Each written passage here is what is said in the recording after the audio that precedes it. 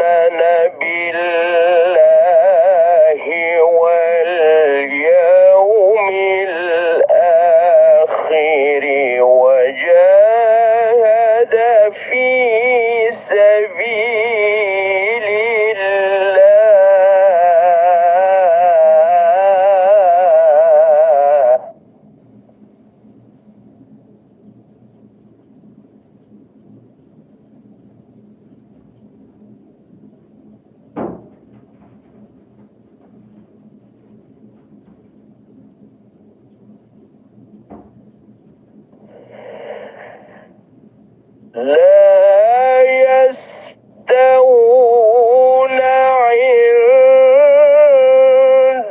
الله والله لا يهدي القوم الظالمين.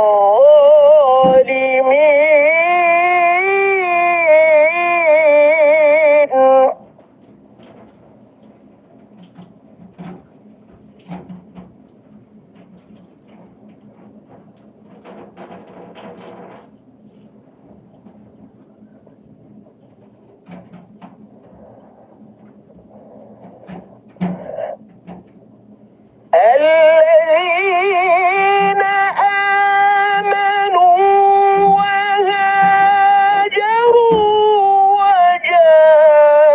وجاهدوا في سبيل الله بأموالهم وأنفسهم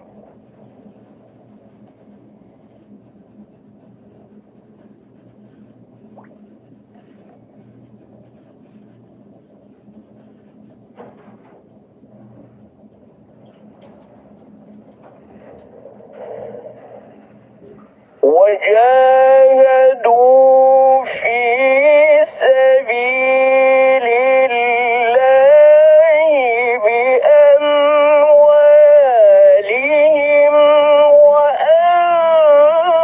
وأنفسهم أعظم درجة عند الله.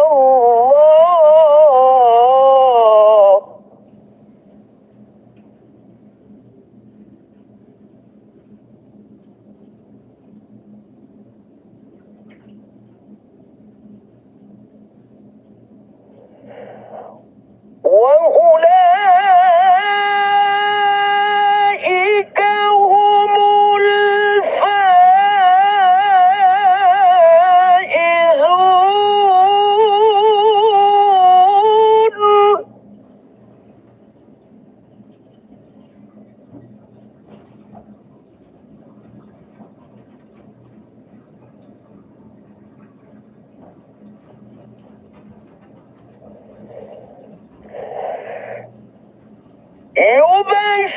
يبشرهم ربهم برحمة منه ورضوان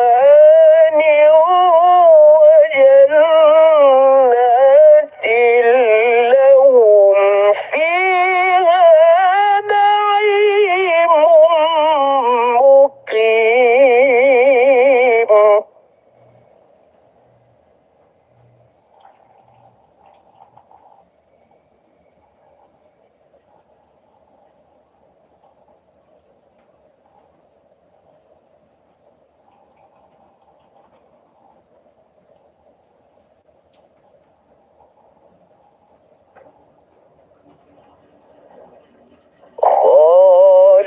خالدين فيها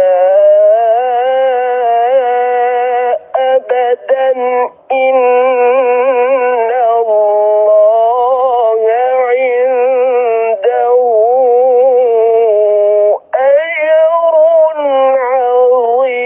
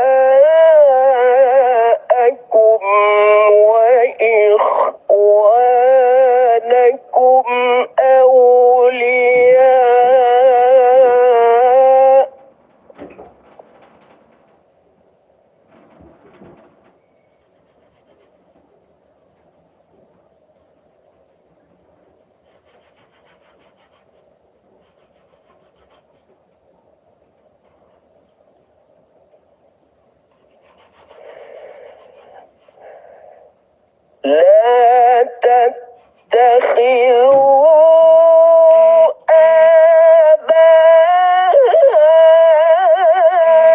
آباءكم وإخوانكم أولياء إن استحبوا الكفر على الإيمان.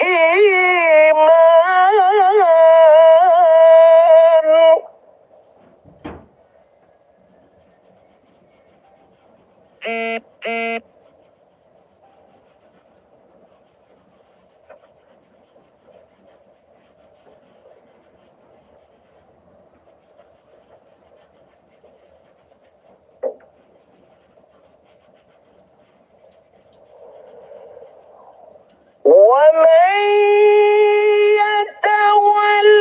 يتولهم منكم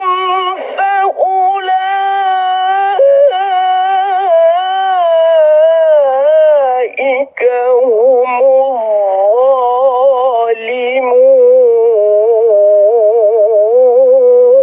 الظالمون.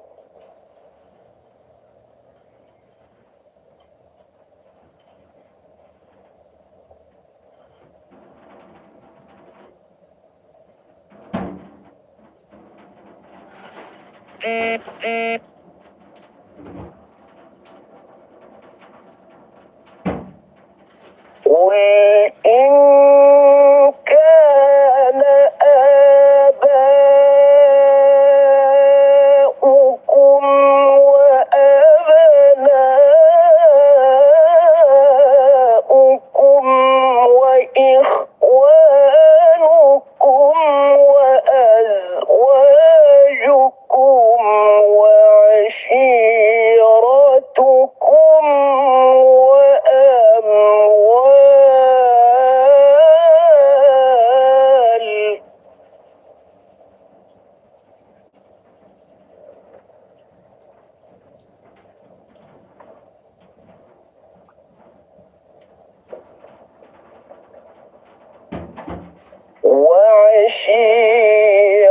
وعشيرتكم وأموال اقترفتموها وتجارة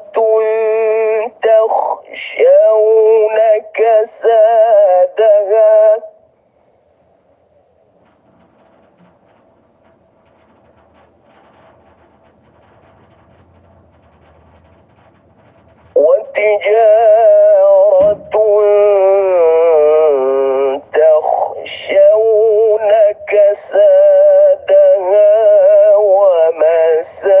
ومساكن ترضونها أحب إليكم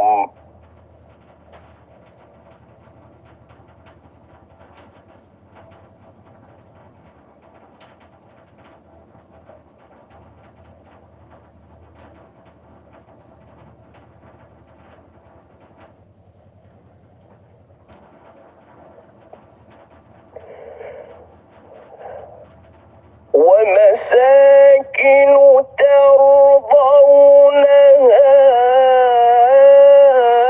أحب إليكم من الله ورسوله وجهاد في سبيله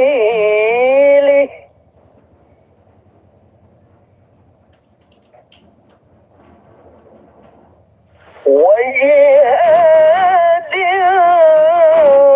في سبيله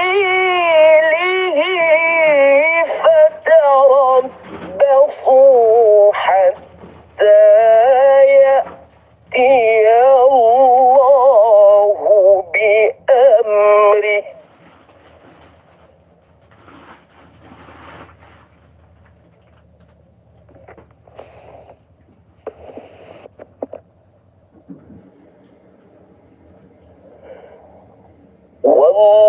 والله لا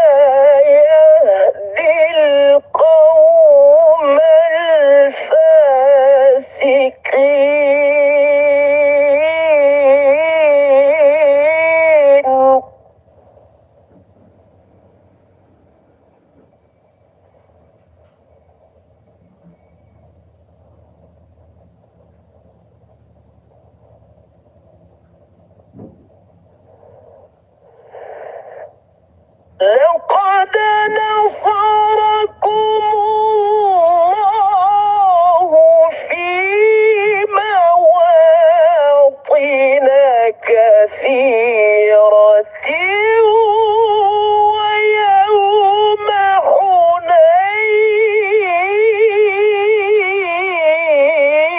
حنين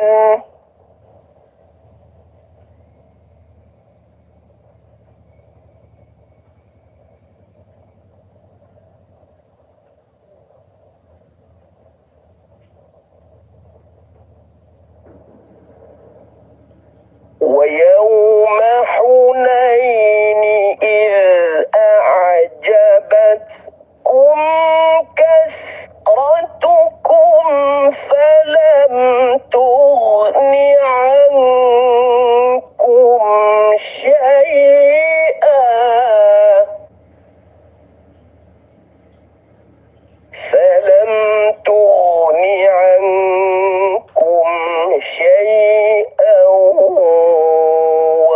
وضاقت عليكم الأرض بما رحبت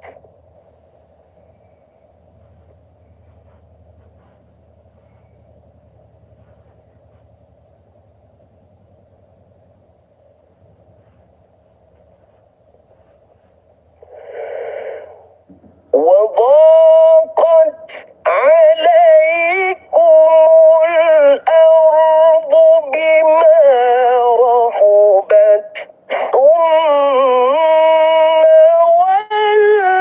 وليتم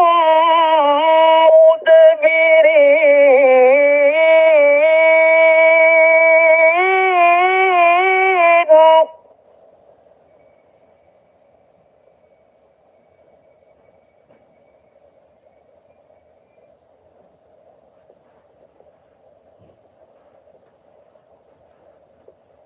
ثم أنزل الله سكينته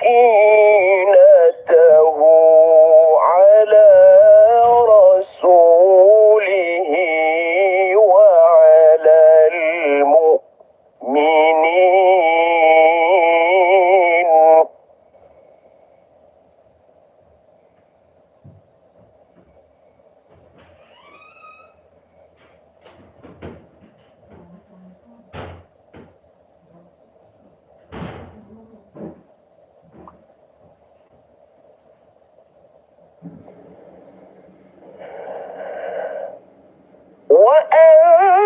وأنزل جنودا لم تروها وعذب الذين كفروا وذلك جزاء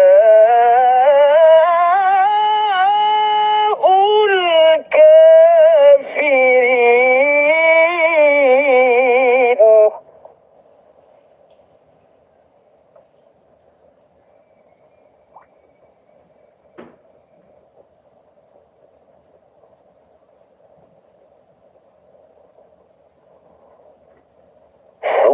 ثم يتوب الله من بعد ذلك على من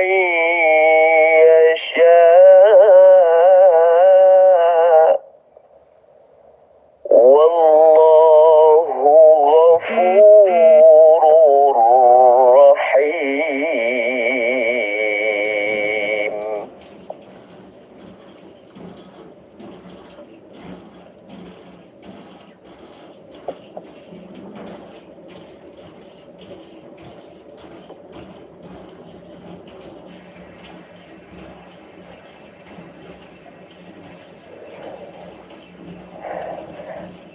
يا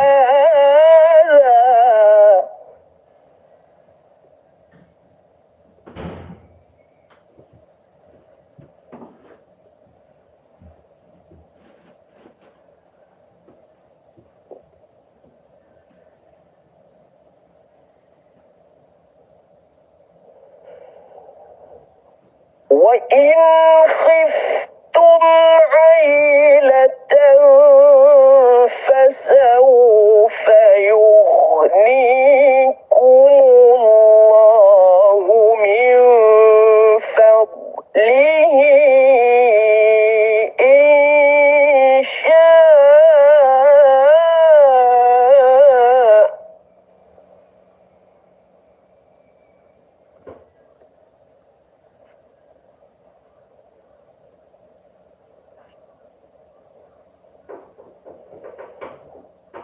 إن الله عليم حكيم.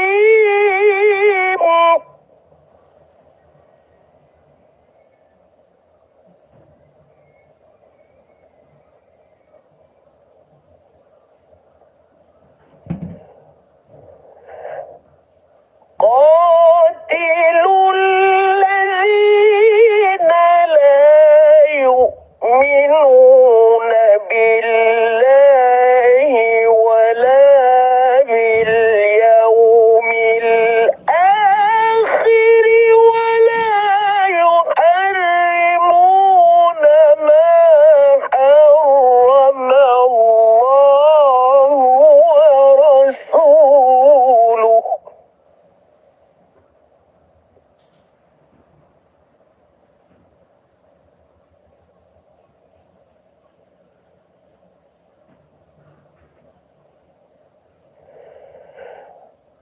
ولا يدينون دين الحق من الذين أوتوا الكتاب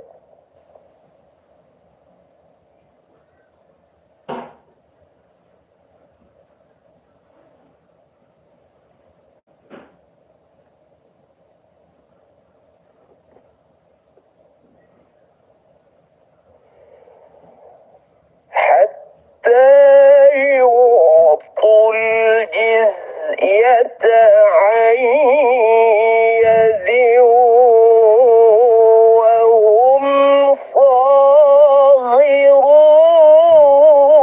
صاغرون.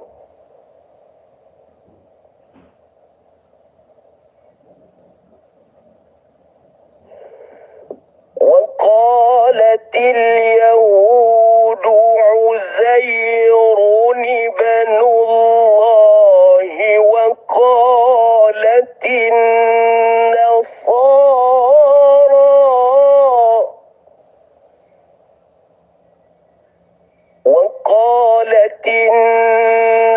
النصارى المسيح ابن الله ذلك قولهم بأفواههم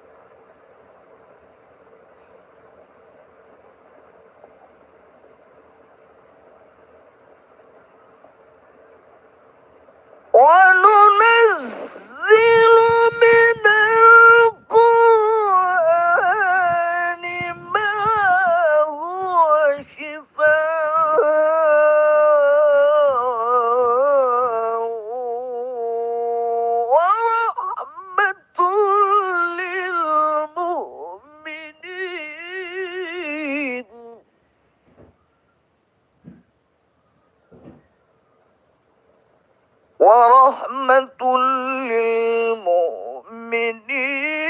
ولا يزيد الظالمين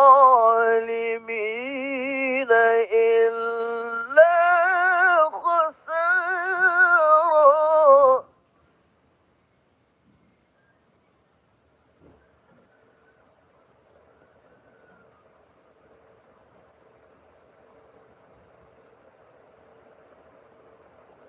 وإذا أنعمنا على الإنسان أعرض ونأى بجانبه.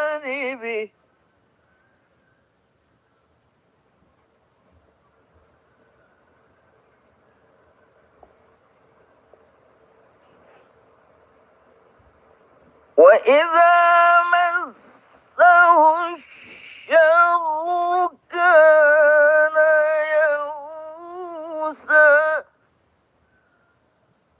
قل كل يعمل على شاكلته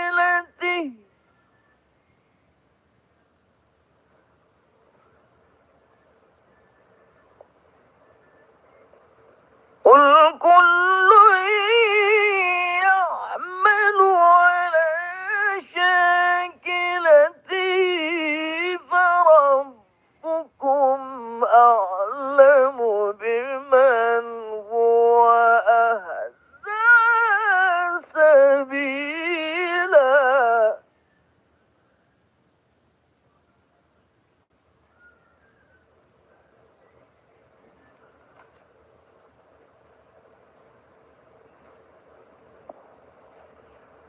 لا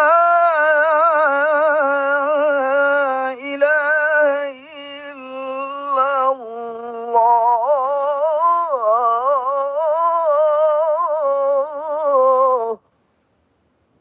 الله أكبر ولله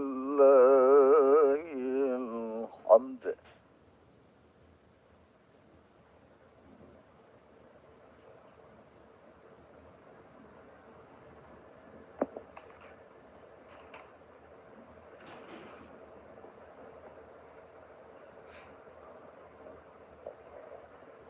ولله الحمد. بسم الله الرحمن الرحيم. إنا أنزلناه في ليلة القدر.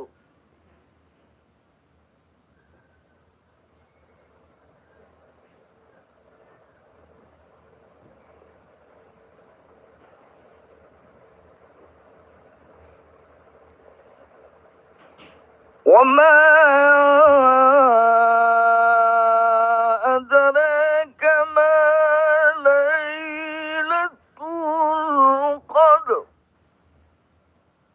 ليلة القدر خير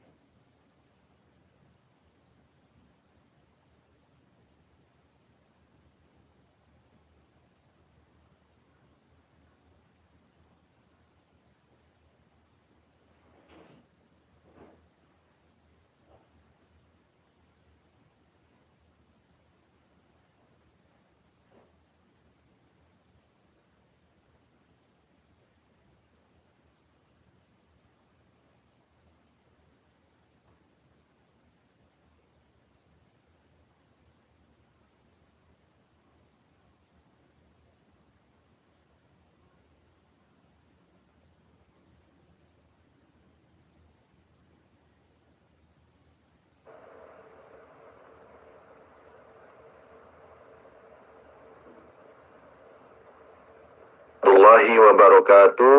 Saya Imsak Ramadan, Regional CEO Bank Syariah Indonesia, Regional 1 Aceh. Saya Irwan Syah, Ketua DPRK Banda Aceh. Saya Haji Muzakir Manaf, Gubernur Aceh, mengucapkan selamat menjalankan ibadah puasa Ramadan kepada rakyat Aceh yang ulun kita dan ulun muliakan. Mari kita tingkatkan amal ibadah di bulan yang suci ini agar menjadi pribadi yang lebih bertakwa. Assalamualaikum warahmatullahi taala wabarakatuh.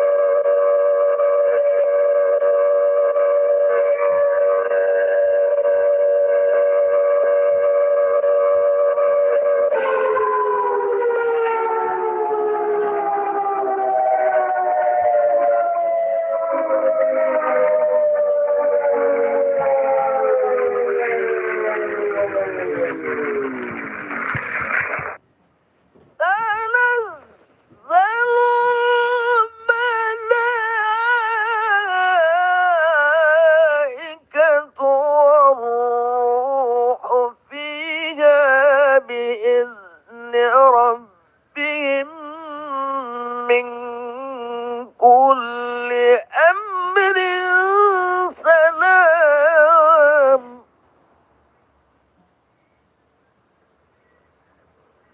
سلام هي حتى مطلع الفجر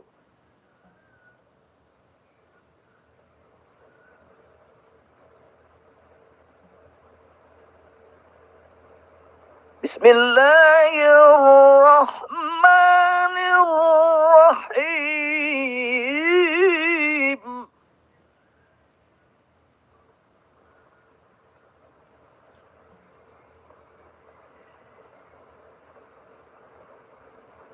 إنا أعطيناك الكوثر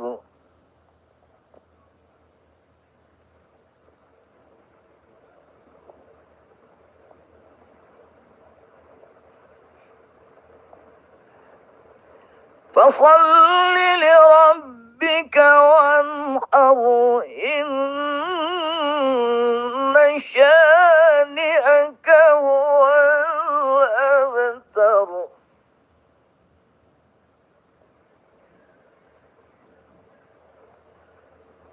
بسم الله الرحمن الرحيم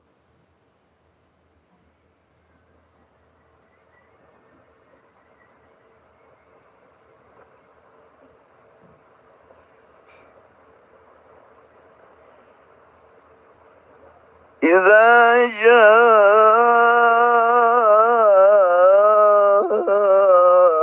نصر الله والفتح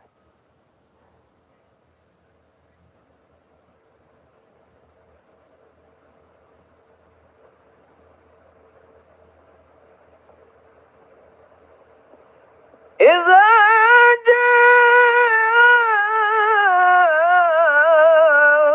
جاء نصر الله والفتح ورأيت الناس يدخلون في دين الله أفواجا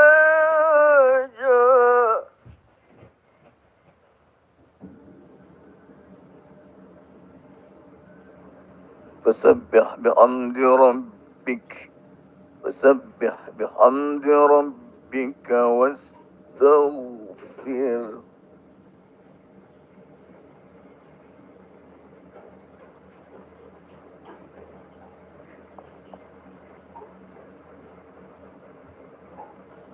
إن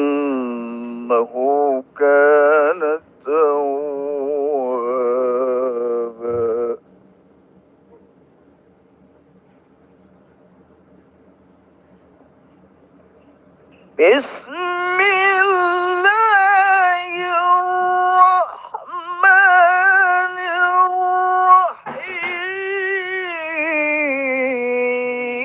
الرحيم قل هو الله أحد قل هو الله أحد الله الصمد لم يلد ولم يولد ولم يكن له كفوا أحد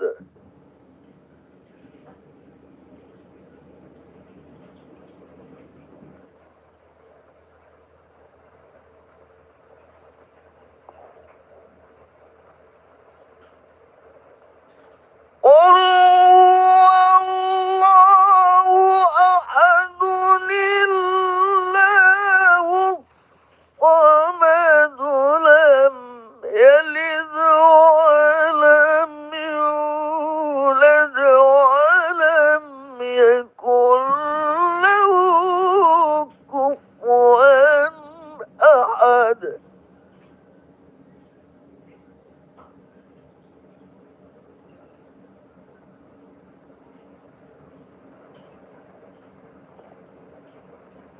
بسم الله الرحمن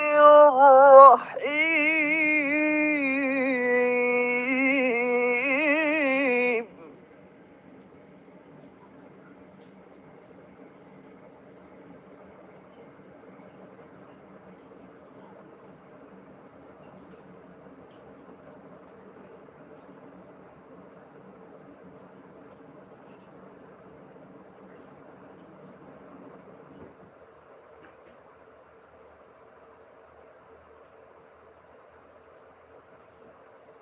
قل أعوذ برب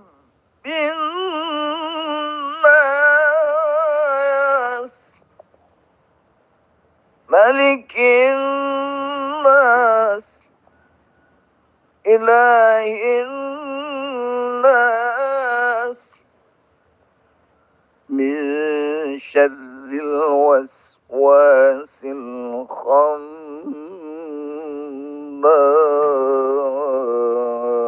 الخناس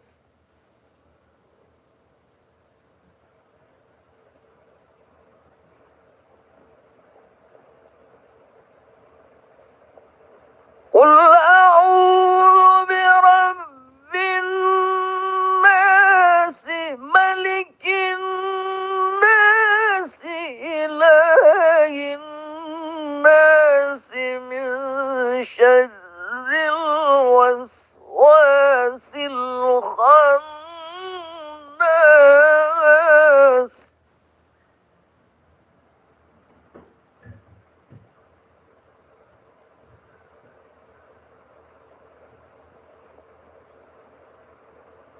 الذي يوسوس في صدور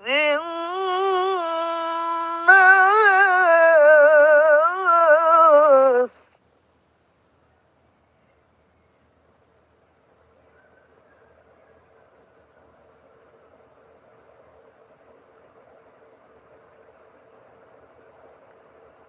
قل أعوذ برب الناس ملك الناس إله الناس من شر الوسواس الخناس الذي يوسوس في صدور الناس من الجنة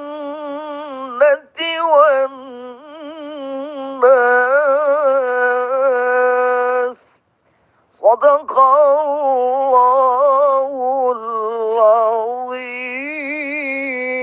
العظيم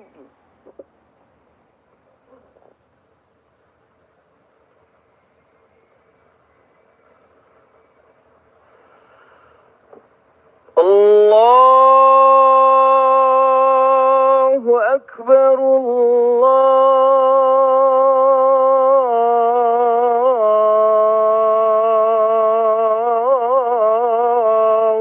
أكبر.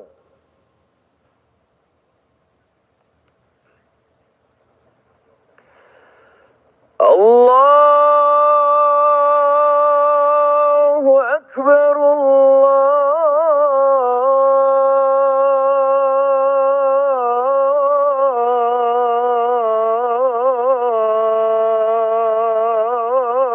الله أكبر.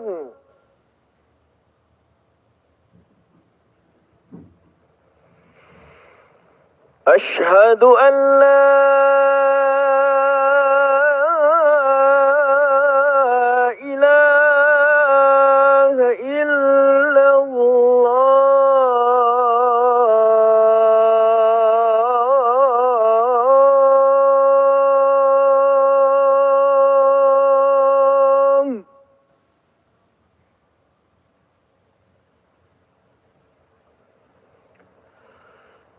أشهد أن لا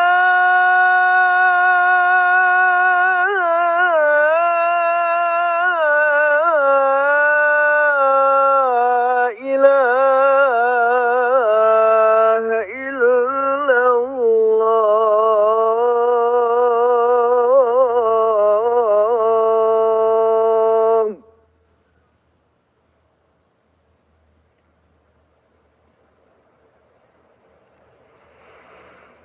أشهد أن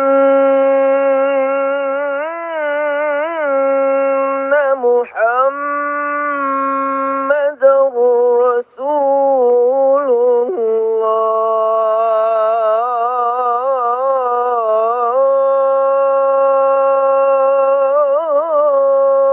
الله.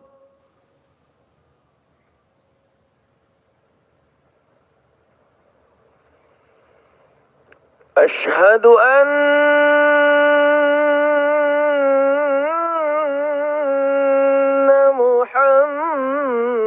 محمدا رسول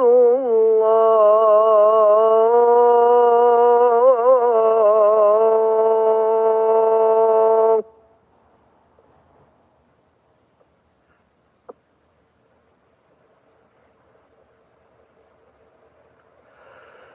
حي على الصلاة.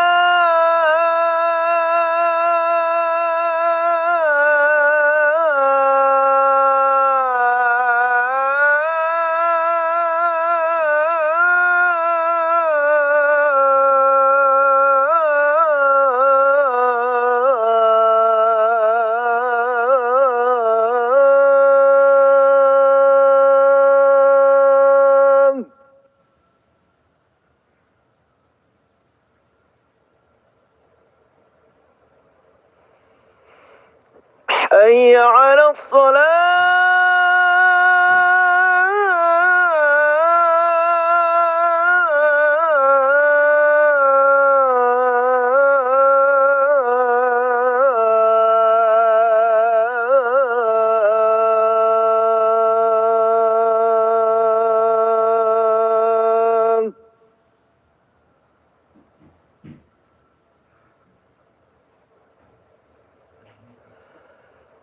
حي على الفلاح.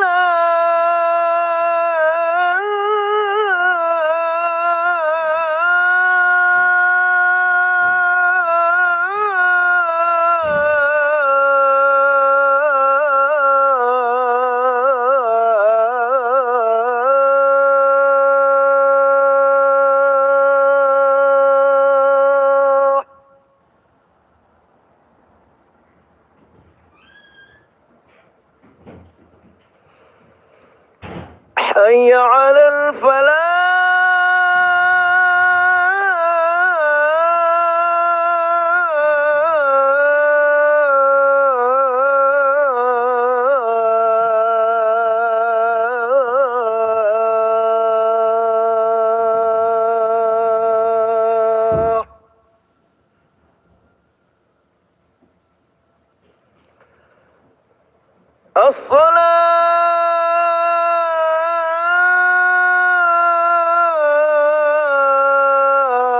الصلاة خير من النوم.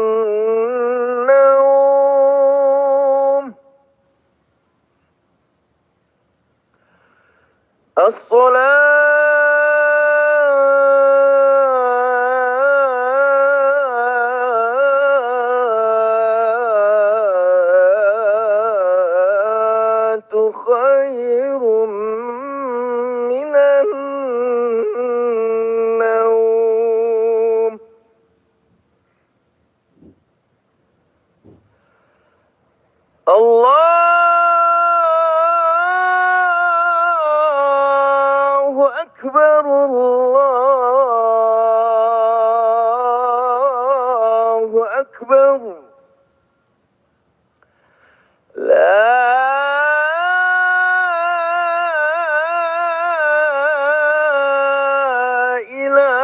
إله إلا الله.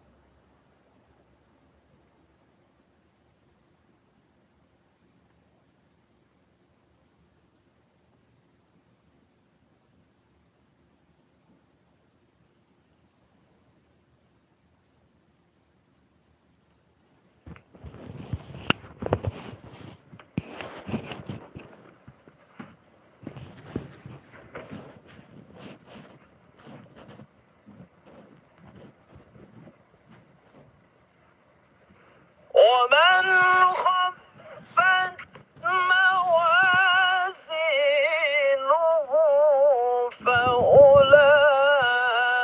فأولئك الذين خسروا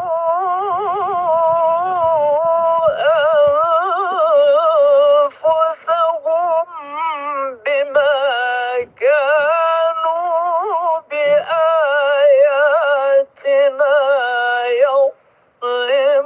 يظلمون.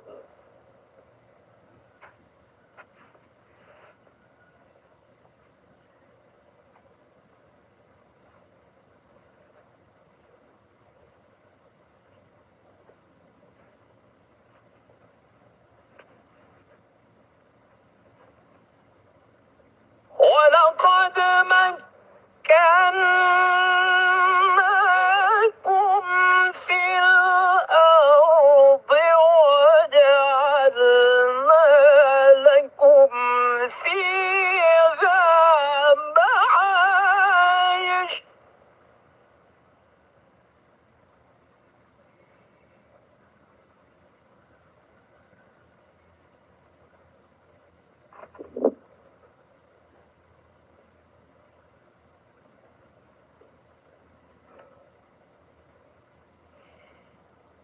قليلا ما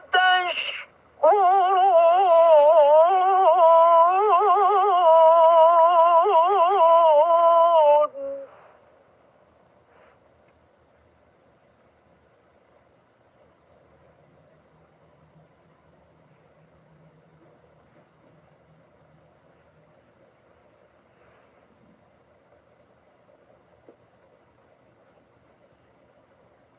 ولقد خلقناكم ثم صورناكم ثم قلنا للملائكة اسجدوا لآدم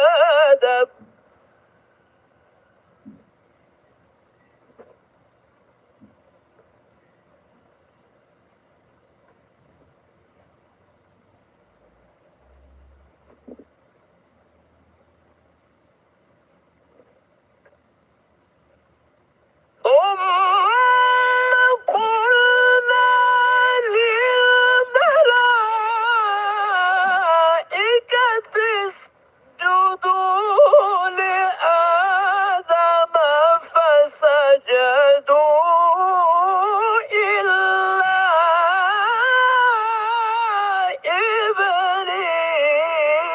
إبليس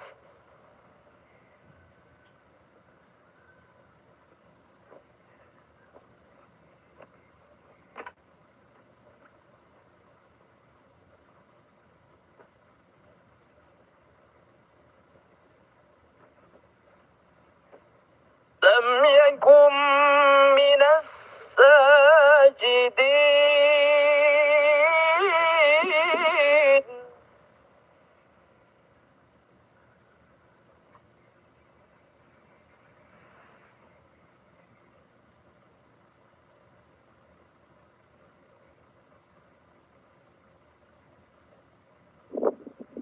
قال ما منعك ألا تسجد إذ أمرتك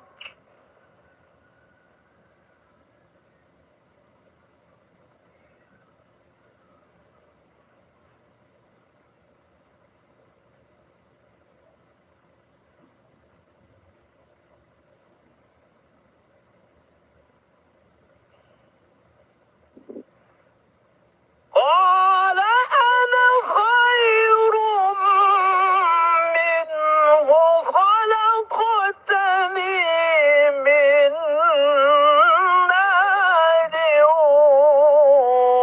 وخلقته من طين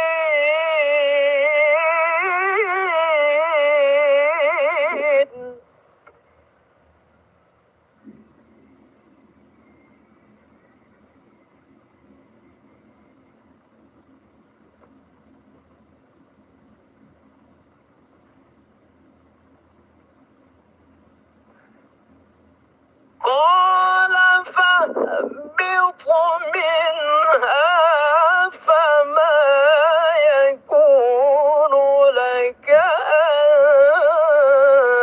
تتكبر فيها فاخرج إنك من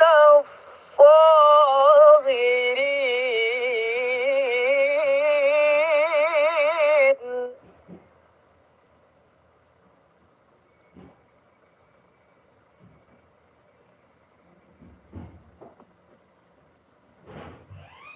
قال أنظرني إلى يوم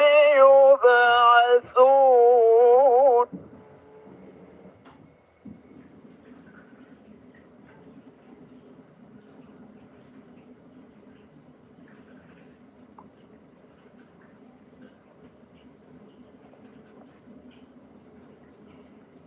قال إنك من المنظرين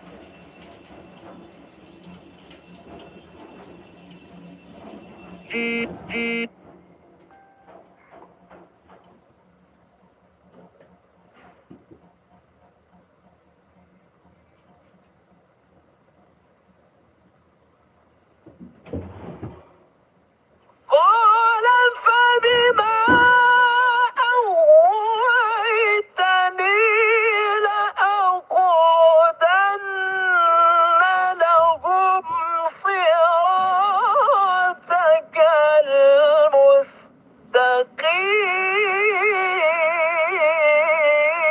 المستقيم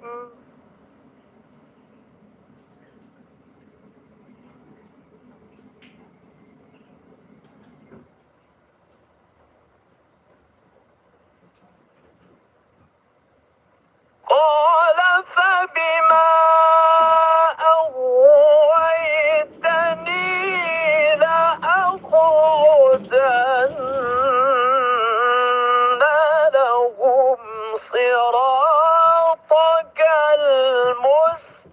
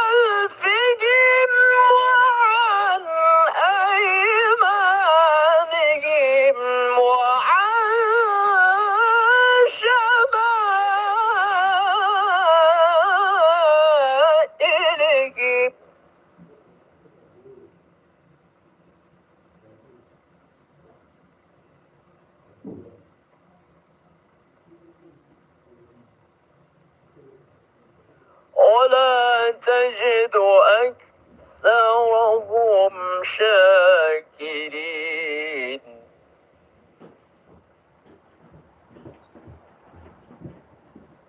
ولا تجد أكثرهم شاكرين.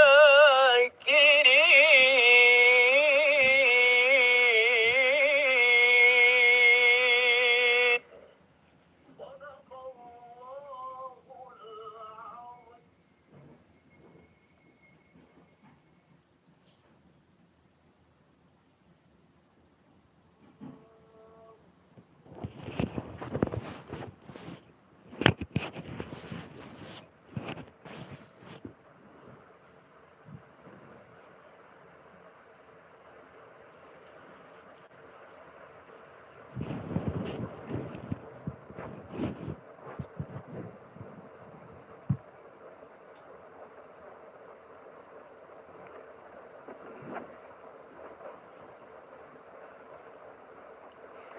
Istaqimu wastawu watrukanu shaf lurus rapat rapi.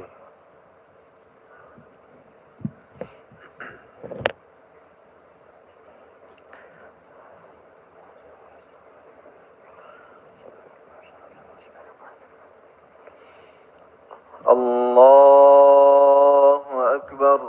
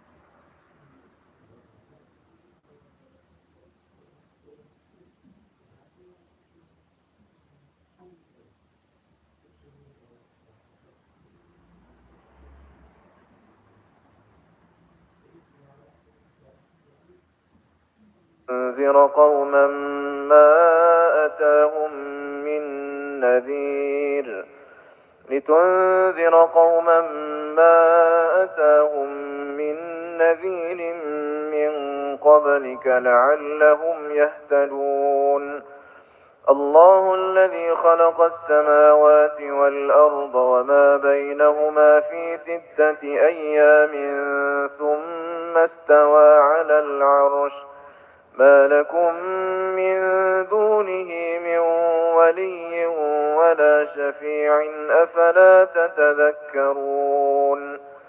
يدبر الأمر من السماء إلى الأرض ثم يعرج إليه في يوم كان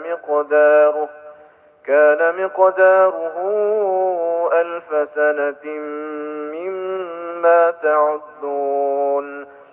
ذلك عالم الغيب والشهادة العزيز الرحيم الذي أحسن كل شيء خلقه وبدأ خلق الإنسان من طين ثم جعل نسله من سلالة من ماء مهين ثم سواه ونفخ فيه من روحه وجعل لكم السمع والأبصار والأفئدة قليلا ما تشكرون.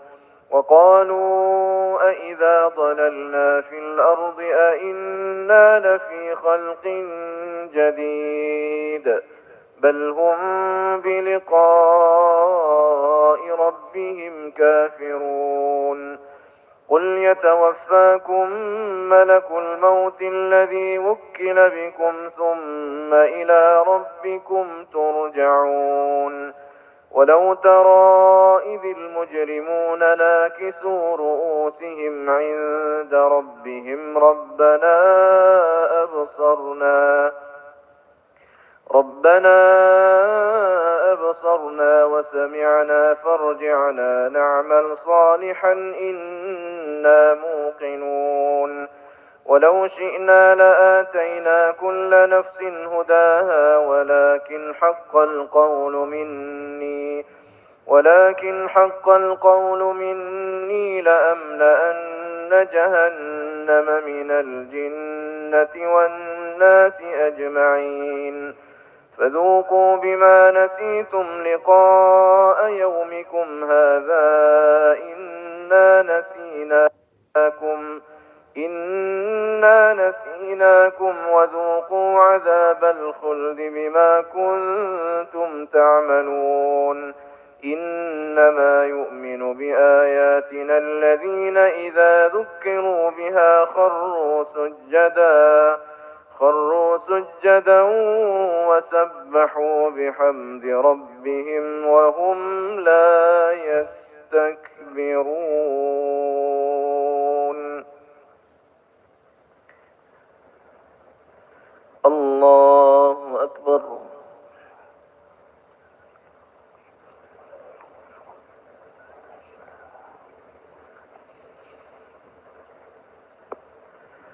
الله أكبر تتجافى جنوبهم عن المضاجع يدعون ربهم خوفا وطمعا ومما رزقناهم ينفقون فلا تعلم نفس ما أخفي لهم من قرة أعين جزاء بما كانوا يعملون أفمن كان مؤمنا كمن كان فاسقا لا يستوون أما الذين آمنوا وعملوا الصالحات فلهم جنات المأوى نزلا بما كانوا يعملون وأما الذين فسقوا فمأواهم النار كلما أرادوا أن يخرجوا منها أعيدوا فيها وقيل لهم ذوقوا عذاب النار الذي كنتم به تكذبون ولنذيقنهم من العذاب الأدنى دون العذاب الأكبر لعلهم يرجعون ومن أظلم ممن ذكر بآيات ربه ثم أعرض عنها إنا من المجرمين منتقمون الله أكبر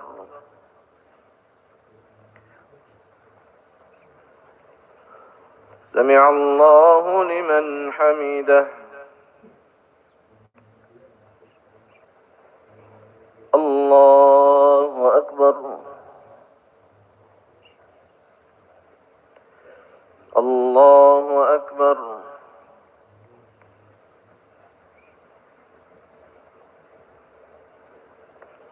الله أكبر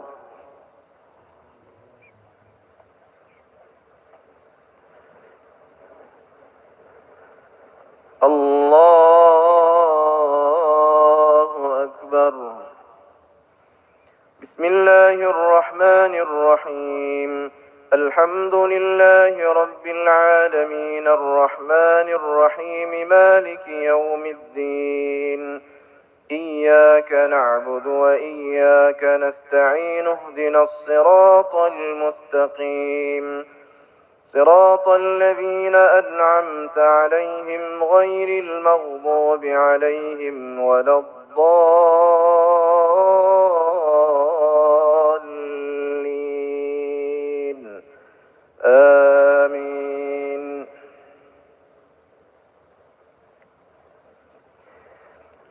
ولقد آتينا موسى الكتاب فلا تكن في مرية من لقائه وجعلناه هدى لبني إسرائيل وجعلنا منهم أئمة يهدون بأمرنا لما صبروا وكانوا بآياتنا يوقنون إن ربك هو يفصل بينهم يوم القيامة فيما كانوا فيه يختلفون أولم يهد لهم كم أهلكنا من قبلهم من القرون يمشون في مساكنهم إن في ذلك لآيات أفلا يسمعون أولم يروا أنا نسوق الماء إلى الأرض الجرز فنخرج به زرعا تأكل منه أنعامهم وأنفسهم أفلا يبصرون ويقولون متى هذا الفتح إن كنتم صادقين قل يوم الفتح لا ينفع الذين كفروا إيمانهم ولا هم ينظرون فأعرض عنهم وانتظر إنهم منتظرون الله أكبر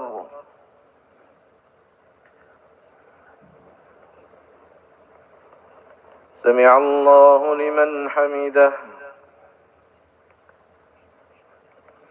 اللهم اهدنا فيمن هديت وعافنا فيمن عافيت وتولنا فيمن توليت وبارك لنا فيما أعطيت وقنا برحمتك شر ما قضيت فإنك تقضي ولا يقضى عليك وإنه لا يذل من واليت ولا يعز من عاديت تباركت ربنا وتعاليت فلك الحمد على ما قضيت نستغفرك ونتوب إليك وصلى الله على سيدنا محمد وعلى آله وصحبه وبارك وسلم الله أكبر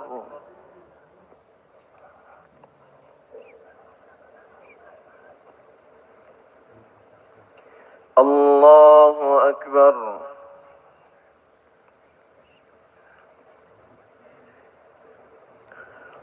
الله أكبر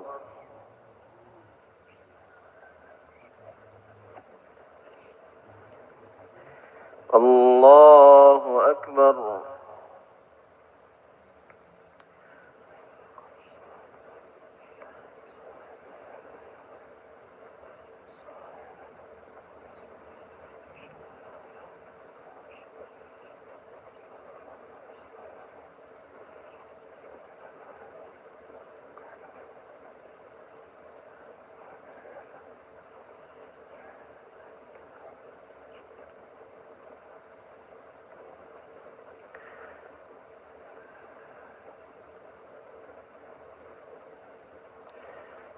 السلام عليكم ورحمة الله السلام عليكم ورحمة الله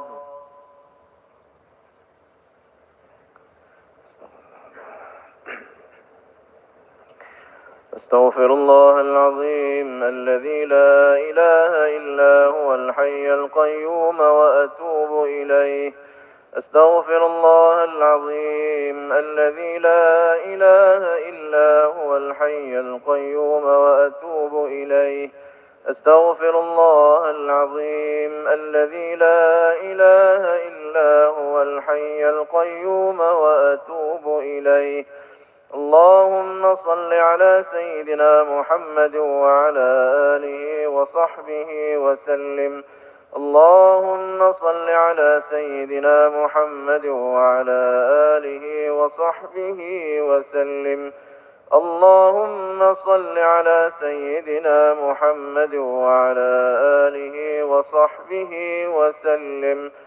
اللهم أنت السلام ومنك السلام وإليك يعود السلام، فحينا ربنا بالسلام وأدخلنا الجنة دار السلام. تباركت ربنا وتعاليت يا ذا الجلال والإكرام. لا إله إلا الله وحده لا شريك له، له الملك وله الحمد يحيي ويميت وهو على كل شيء قدير. لا إله إلا الله وحده لا شريك له، له الملك وله الحمد يحيي ويميت وهو على كل شيء قدير. لا إله إلا الله وحده لا شريك له، له الملك وله الحمد يحيي ويميت وهو على كل شيء قدير. لا إله إلا الله وحده لا شريك له، له الملك وله الحمد يحيي ويميت وهو على كل شيء قدير.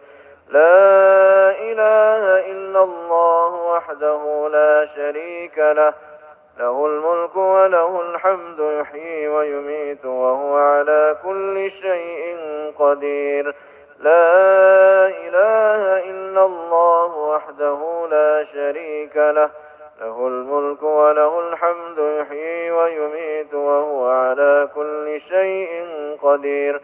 لا إله إلا الله وحده لا شريك له، له الملك وله الحمد يحيي ويميت وهو على كل شيء قدير.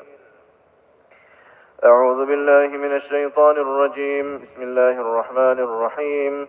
الحمد لله رب العالمين، والصلاة والسلام على سيدنا محمد وعلى آله وصحبه أجمعين. يا رب لك الحمد كما ينبغي لجلال وجهك الكريم وعظيم سلطانك. اللهم إنا نسألك رضاك والجنة ونعوذ بك من سخطك والنار. اللهم إنك عفو كريم حليم تحب العفو فاعف عنا يا كريم. ربنا اغفر لنا ذنوبنا ولوالدينا وارحمهم كما ربونا صغارا، ولجميع المسلمين والمسلمات والمؤمنين والمؤمنات الأحياء منهم والأموات. اللهم تقبل منا صلاتنا وصيامنا وقيامنا وتلاوتنا وسائر أعمالنا يا رب العالمين. ربنا آتنا من لدنك رحمة وهيئ لنا من أمرنا رشدا. ربنا آتنا في الدنيا حسنة وفي الآخرة حسنة وقنا عذاب النار. وصلى الله على سيدنا محمد وعلى آله وصحبه وبارك وسلم، والحمد لله رب العالمين. الفاتحة. الله. أعوذ بالله من الشيطان الرجيم. بسم الله الرحمن الرحيم. الحمد لله رب العالمين، الرحمن الرحيم، مالك يوم الدين. إياك نعبد وإياك نستعين. اهدنا الصراط المستقيم، صراط الذين أنعمت عليهم غير المغضوب عليهم ولا الضالين. آمين. صلى الله على سيدنا محمد، صلى الله عليه وسلم. صلى الله على سيدنا محمد، صلى الله عليه وسلم. صلى الله على سيدنا محمد. يا ربي صل عليه وسلم.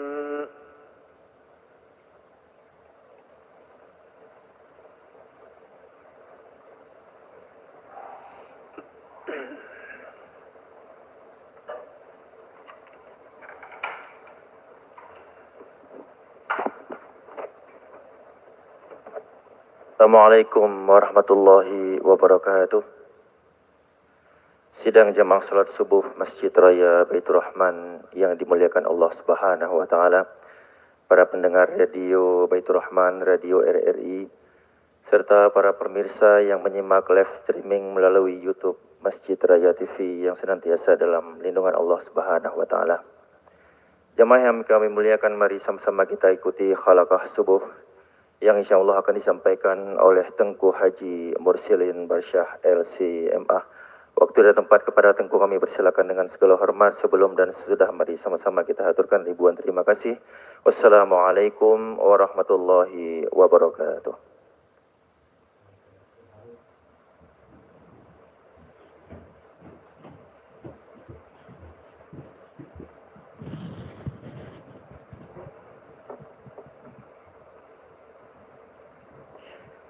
Assalamualaikum warahmatullahi wabarakatuh.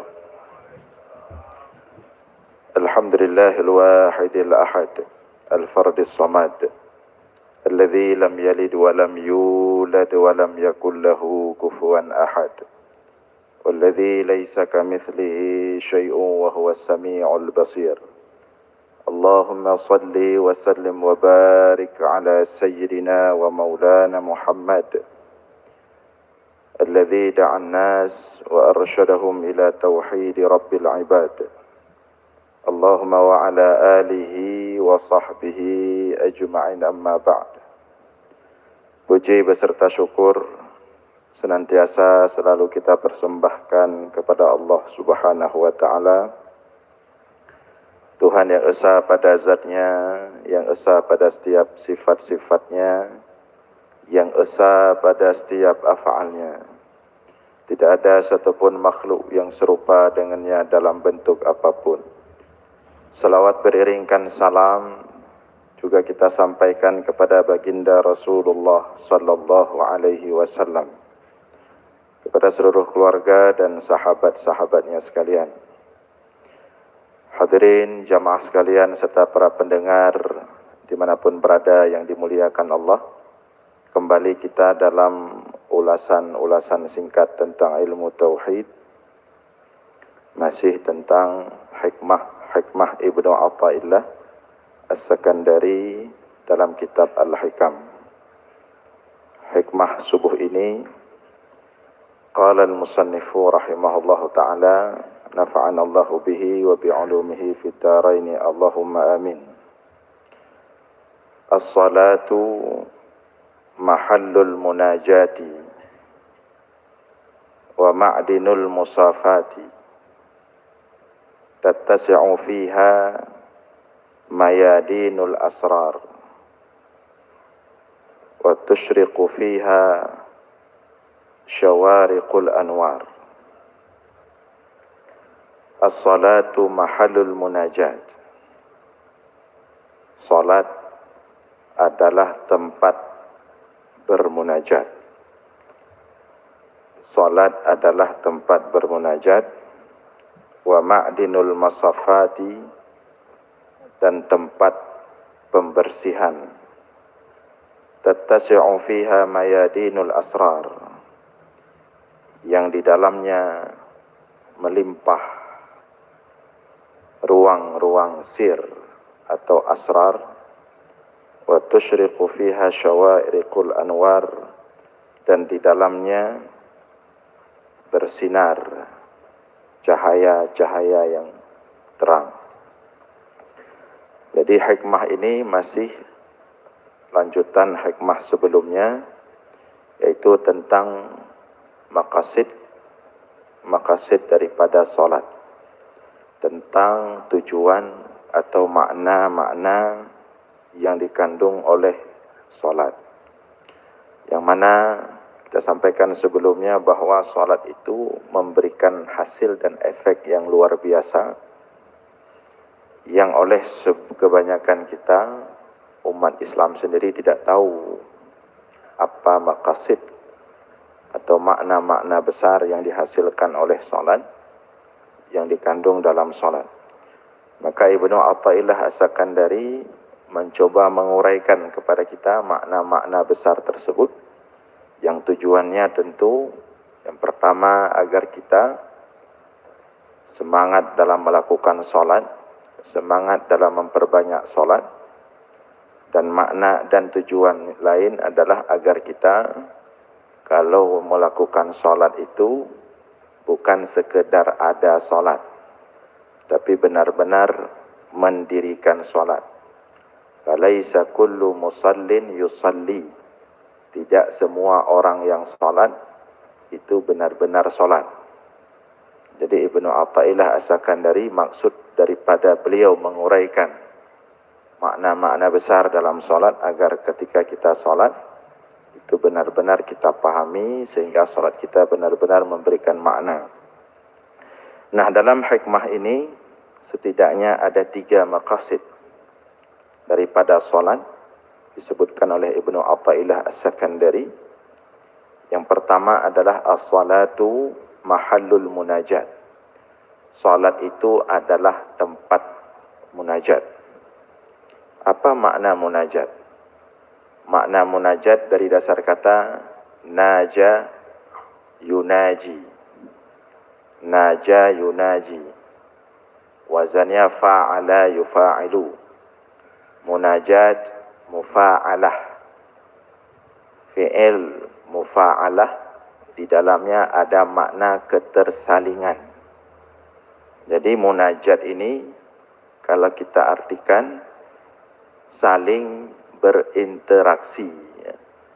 Jadi solat itu tempat bermunajat, artinya solat tempat saling berinteraksi.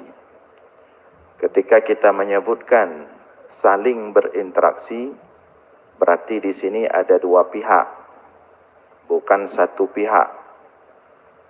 Dia ada 2 sisi, maka disebut dengan saling berinteraksi, sehingga disebut dengan munajat.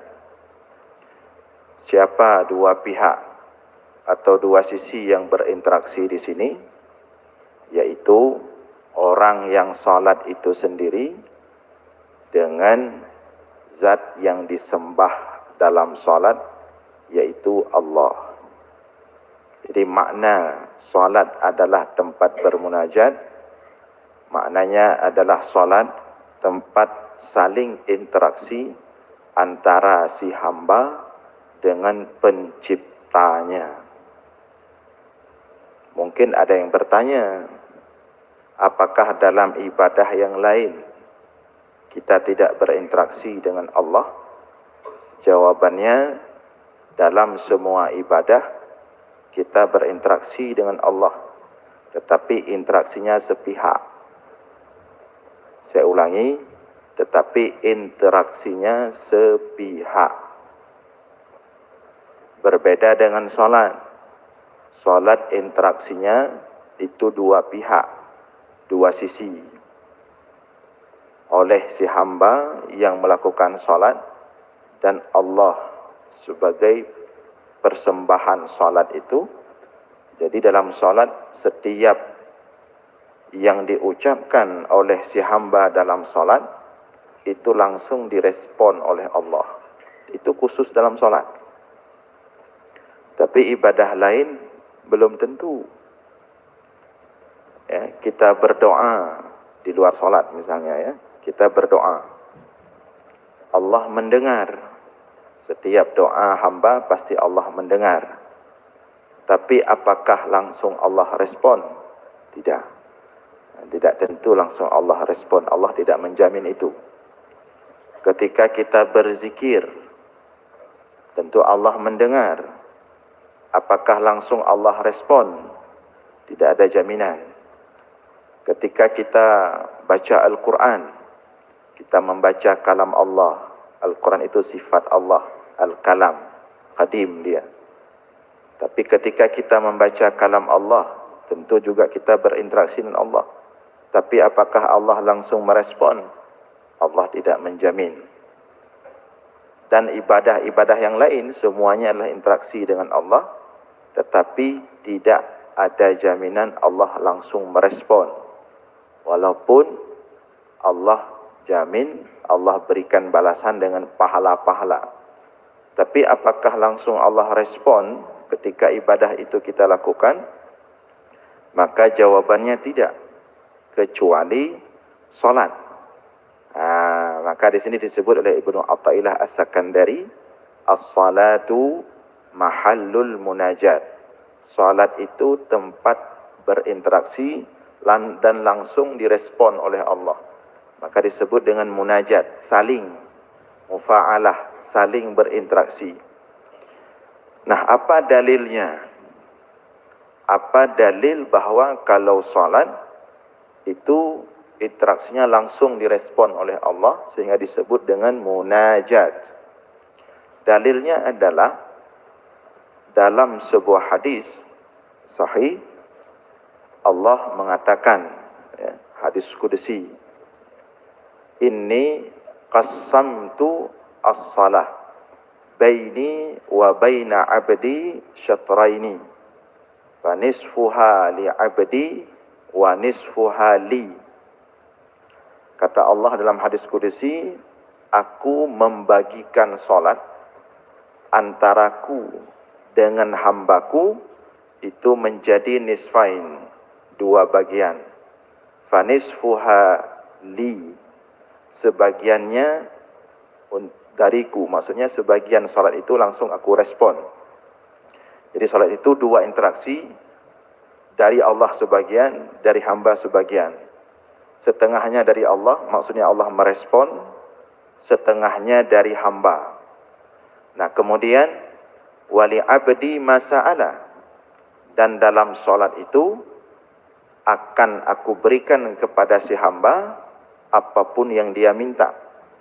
Bagaimana Allah merespon? Disebutkan lanjutan hadisnya, idza qala al-'abdi alhamdulillahi rabbil alamin, idza qala al-'abdu alhamdulillahi rabbil alamin, fayaqulu Allahu azza wa jalla hamidani abdi wa li abdi mas'ala. Apabila si hamba dalam salat, dan ini cuma terjadi dalam salat, apabila si hamba dalam salat, ketika dia membaca bacaan salat, di sini dicontohkan dalam hadis ini, dia membaca surah Al-Fatihah yang merupakan salah satu rukun qauli dalam salat. Apabila si hamba membaca alhamdulillahi rabbil alamin, maka fayaqulullahu azza wa jalla, langsung direspon oleh Allah. Allah langsung membalas ucapan setiap orang yang membaca alhamdulillahi rabbil alamin. Apa respon Allah? Allah mengatakan hamidani abdi wa li abdi ma sa'ala. Si hamba sedang memujiku, dan bagi si hambaku apapun yang dia minta akan kuberikan. Kemudian wa idza qala al-'abdu, apabila si hamba melanjutkan ar-rahmanir rahim, alhamdulillahirabbil alamin, ar-rahmanir rahim, fayaqulullah, Allah kemudian merespon langsung, asna alayya abdi wa li abdi ma sa'ala, hambaku telah memujiku dan bagi hambaku apapun yang dia minta. Wa idza qala al-'abdu maliki yaumiddin, Allah kemudian fayaqulullahu azza wa jalla, Allah juga langsung merespon, Allah langsung menjawab, majjadani abdi wa li abdi masa'ala, hambaku telah mengagungkanku dengan membaca maliki yaumiddin wa li abdi masa'ala, dan bagi hambaku apapun yang dia minta. Dan terus sampai selesai Al-Fatihah, Allah merespon. Setiap kalimat yang kita ucapkan, Allah langsung merespon. Baik itu rukun-rukun qauli yang wajib kita baca, maupun bacaan-bacaan sunat yang kita baca dalam salat. Setiap bacaan itu didengar dengan penuh seksama oleh Allah dan direspon oleh Allah. Jadi itu makna munajat. Jadi jangan kita pikir ketika kita sholat itu, ya kita baca aja secepat mungkin. Bagah dah baca, bagah le. Karena kita mengira ya yang penting kita saja yang baca. Ketika Allah menyuruh kita solat, menyuruh membaca sesuatu dalam solat, itu beda dengan Allah menyuruh kita membaca sesuatu di luar solat. Kalau di luar solat mungkin iya, silahkan baca, nanti saya nilai kira-kira seperti itu. Kalau ikhlas saya balas, kalau enggak nanti kita atur lagi. Tapi kalau solat tidak seperti itu. Setiap bacaan kita langsung direspon. Maka siapapun dalam solat diharapkan merasakan zauq itu, rasa itu. Jadi setiap bacaan kita itu langsung dijawab oleh Allah. Maka bacalah dengan sebenar-benarnya. Bacalah dengan tenang. Bacalah dengan pelan-pelan. Jangan salah-salah. Bacalah dengan khusyuk. Karena setiap bacaan kita dalam solat itu langsung direspon oleh Allah. Jadi ini makna as-salah mahallul munajat. Kemudian setiap respon Allah itu disebutkan tadi wali abdi ma sa'ala, dan bagi hambaku apapun yang dia minta. Tapi ini dalam solat. Allah sedang berbicara untuk orang yang solat. Wali abdi ma sa'ala. Artinya hanya dalam solat yang ada jaminan setiap doa itu langsung dijawab. Kalau di luar sholat dijawab juga. Cuman kondisinya berbeda, nanti ada 3 cara dia. Tapi kalau dalam sholat, wali abdi ma sa'ala, bagi hambaku apapun yang dia minta. Artinya kalau sudah sejelas ini Allah menjelaskan, maka hendaknya dalam sholat itu, khususnya di beberapa tempat dalam sholat, itu kita perbanyak doa. Dan doa yang kita baca itu harus betul-betul. Baik handar depa, cuman bacanya kita tidak tahu arti doa ke roy, tayo ke dro tu, yang belum bicara khusyuk. Jadi cuman dalam solat ada jaminan seperti itu. Makanya ada beberapa tempat dalam solat itu sunat baca doa. Di antaranya ketika duduk antara 2 sujud. Rabbighfirli warhamni wajuburni warfa'ni warzuqni wahdini wa'afini wa'fu anni. Dan itu bukan doa biasa itu. Sebanyak apapun kita berdoa di luar salat, tidak ada yang mampu menandingi doa dalam salat. Kita sudah sering menyampaikan dalam kajian-kajian hikmah sebelumnya. Ya. Sejauh apapun kita cari doa ke ujung dunia, sama aulia ini, sama wali itu, sama ulama ini, tidak ada doa yang lebih baik daripada doa dalam solat. Maka fokuskan saja dulu setiap doa dalam solat, pahami dengan baik, hayati, kita akan mendapatkan hadiah-hadiah besar dari Allah yang akan nanti di bagian akhir hikmah ini disebutkan. Ya. Rabbighfirli warhamni wajuburni warfa'ni warzuqni wahdini wa'afini wa'fu'ani. Ini doa dahsyat sekali. Baca dengan tenang. Baca dengan pelan-pelan. Tapi pahami, jangan kejar-kejaran di situ. Dan ini sudah pernah kita jelaskan tentang makna besar daripada doa ini. Ketika dulu masalah nilai-nilai tauhid dalam salat. Nanti dilihat lagi makna doa ini. Kemudian di antara tempat yang kita disuruh perbanyak doa dalam salat adalah pada posisi sujud. Rasulullah mengatakan wa ammar ruku' fa'akthiru fihi minat tasbih wa ammas sujud fa'akthiru fihi minat du'a. Adapun ruku' itu memang disuruh perbanyak tasbih karena dia rukun yang panjang. Harus lama ruku' daripada yang lain. Cuman di dalamnya disuruh perbanyak tasbih. Wa ammas sujud, adapun sujud fa'akthiru fihi minad du'a. Sujud itu disuruh perbanyak doa. Doa apa?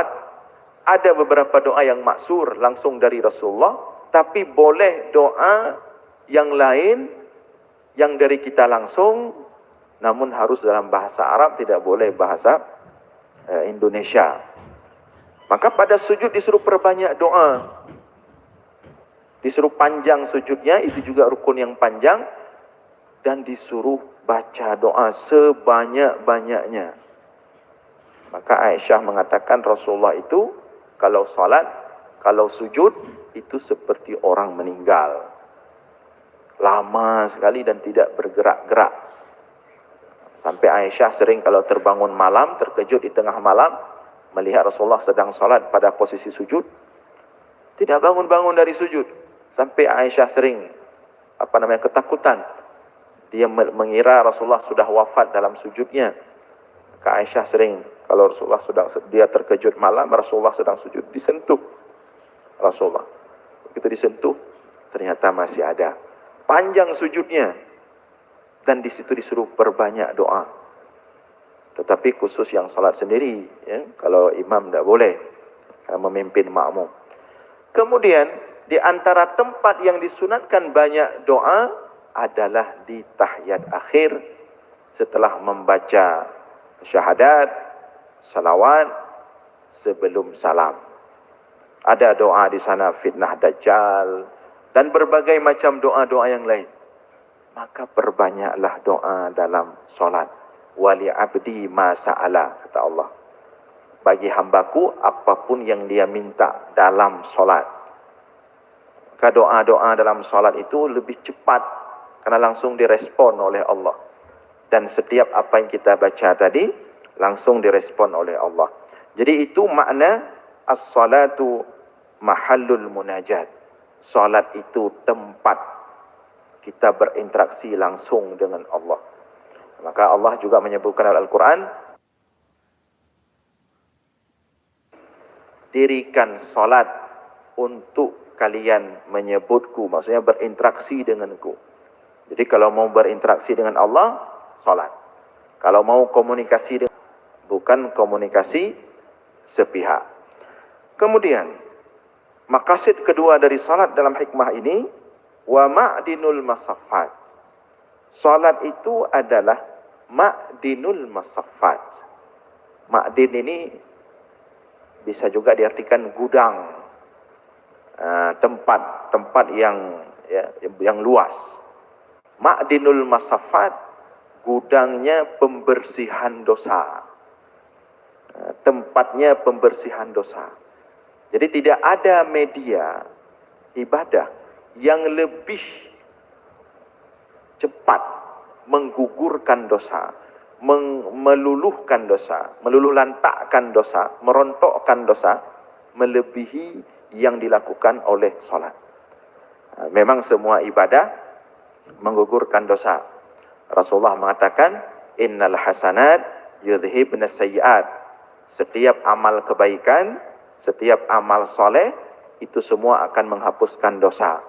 Tetapi cara solat menghapuskan dosa itu lebih efektif, lebih besar, lebih kencang, lebih tajam daripada ibadah-ibadah yang lain. Maka disebut di sini wa ma'dinul masaffat, dan ini sudah juga kita jelaskan dalam hikmah sebelumnya. Tuhratun lidzunub di sana disebutkan. Salat itu pensuci bagi dosa-dosa. Makanya kalau orang mau bertaubat nasuha itu disunatkan dulu dimulai dengan salat taubat 2 rakaat. Karena salat itu perontok dosa yang luar biasa. Jadi kalau orang banyak dosa ya salat biar bersih dosanya. Maka orang-orang yang selesai salat maka bersihlah dirinya dari dosa-dosa. Kemudian maqasid yang ketiga dari salat dalam hikmah ini, tattasi'u fiha mayadinul asrar wa tusyriqu fiha syawariqul anwar. Salat itu medannya sir dan cahaya. Jadi salat itu medannya sir dan cahaya. Orang yang salat itu pasti menghasilkan cahaya. Cuman karena kita terhijab, jadi kita tidak nampak. Rasulullah mengatakan, as-salatu nurun. Salat itu adalah cahaya. Makanya karena salat itu adalah cahaya, sehingga Rasulullah itu mengarahkan kita, jangan semua salat itu dilakukan di masjid. Jadi sisakanlah sebagian solat itu dilakukan di rumah, agar rumah juga kebagian cahaya solat. Karena Rasulullah mengatakan dalam hadis, afdalu as-salawat fil buyut, sebaik-baik solat adalah dilakukan di rumah, illal maktubat, kecuali solat wajib. Kalau solat wajib itu yang disunatkan di masjid secara berjamaah, solat 5 waktu. Tetapi selain solat 5 waktu, itu disunatkan lebih bagus dilakukan di rumah. Apa alasannya? Karena solat tadi, as-salatu nur, solat itu adalah cahaya. Jadi jangan di masjid aja ada cahaya, rumah kita juga harus kebagian cahaya. Maka orang-orang yang menghidupkan rumah dengan salat-salat sunat, qabliyah, ba'diyah, ya, salat duha, salat tahajud. Karena Rasulullah qabliyah, ba'diyahnya di rumah. Rasulullah cuma salat wajib di masjid saja. Yang lain di rumah semua. Pernah Rasulullah salat tahajud, salat malam di masjid. Tapi sendiri, sampai dibawa tikar. Dibawa tikar, ditutup biar enggak nampak. Karena kan tahajud itu memang salat khusus kita dengan Allah. Enggak nampak, memang salat enggak nampak dia. Jadi dibawa tikar, ditutup salah satu bagian pojok masjid, Rasulullah salat sendiri di situ. Tapi ada sahabat Nabi yang lihat Rasulullah salat malam, maka dia ikut bermakmum. Kemudian lewat yang lain, ikut lagi. Lewat yang lain, ikut lagi. Tersebar berita penuh masjid. Kemudian Rasulullah selesai solat, Rasulullah buka tikarnya, semua disuruh pulang. Solat tahajud, tetaplah solat tahajud. Jangan dirubah menjadi solat berjamaah 5 waktu. Jadi harus ada solat yang di masjid, juga harus ada solat yang di rumah. Jadi jangan semua dibawa ke masjid. Memang sengaja seperti itu pensyariatannya, jangan kemudian kita bolak-balik. Namun kalau sesekali seperti beberapa masjid yang buat tahajud, itu sebagai pemancing saja, sebagai penyemangat, itu bolehlah sesekali. Termasuk juga seperti 10 akhir Ramadan, itu tidak apa-apa, karena itu momen 10 akhir Ramadan. Rasulullah pun seperti itu, khusus 10 akhir Ramadan, Rasulullah itu i'tikaf. Semua ibadahnya termasuk salat wajib, salat sunat, itu difokuskan di masjid siang malam. Tapi di luar itu jangan dirubah-rubah. Nanti kita bolak-balikkan syariat. Jadi yang di masjid laksanakan di masjid, yang disuruh di rumah laksanakan di rumah, karena syariat punya hikmahnya, punya tujuannya. Yang salah satunya tadi, karena salat itu adalah cahaya, maka di rumah juga butuh cahaya. Salatlah salat sunat yang banyak-banyak di rumah, sehingga rumah akan bercahaya. Para ulama juga menyebutkan, man kathurat salatuhu bil laili hasuna wajhuhu fin nahar. Barang siapa yang banyak salat malamnya, maka akan cerah, akan bercahaya wajahnya di siang hari. Ini kenapa timbul ucapan seperti ini dari ulama? Karena memang salat itu cahaya. Orang kalau sudah kencang salatnya, pasti akan bercahaya wajahnya. Bercahaya ini maksudnya tidak mesti seperti kita lihat matahari. Ya. Maksud hasuna di sini rumeh. Rumeh itu ada pegah putih, takut tepeh dengan urang-urang putih. Ya. Jadi maksudnya rumeh, cerah, enak kita lihat. Walaupun pakah kulitnya putih, sawo matang, agak gelap, tapi kalau dia ahli solat, memang rumeh. Mangat hati dagalan.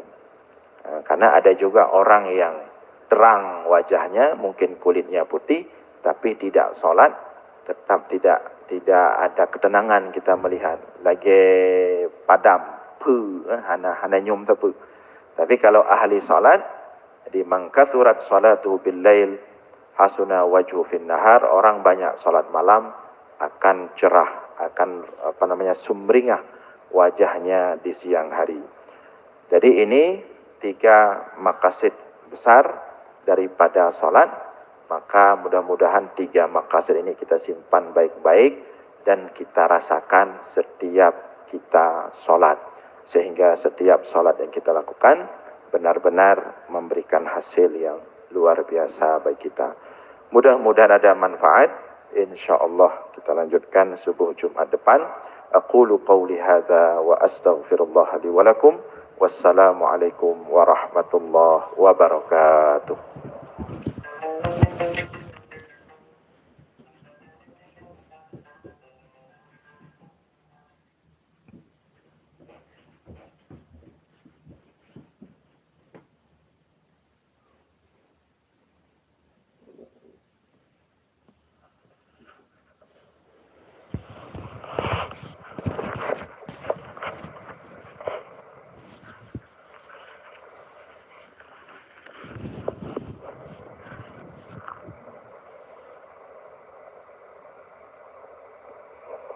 لا تكلف نفس إلا وسعها لا تضار والدة بولدها ولا مولود له.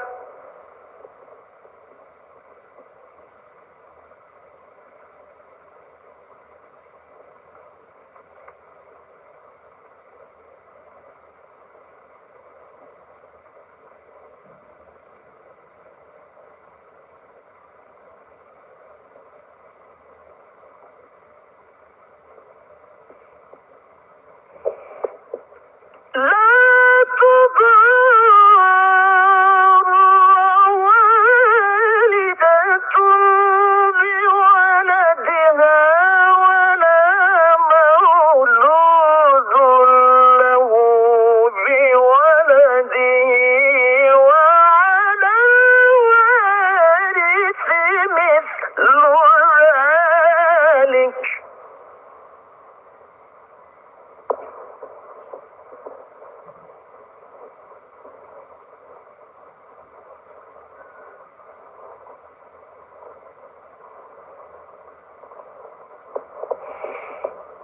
فإن أرادا فصالا عن تراض منهما وتشاور فلا جناح عليهما.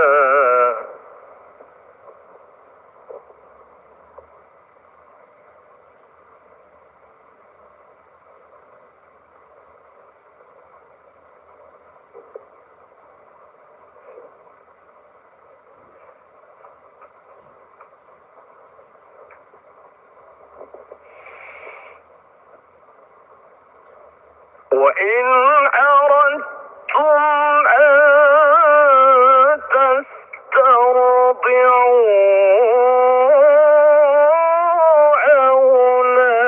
أولادكم فلا جناح عليكم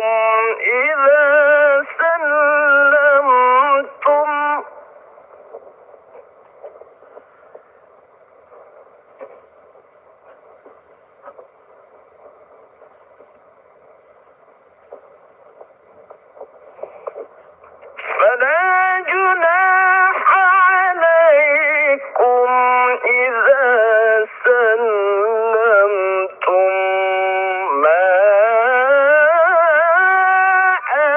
آتيتم بالمعروف.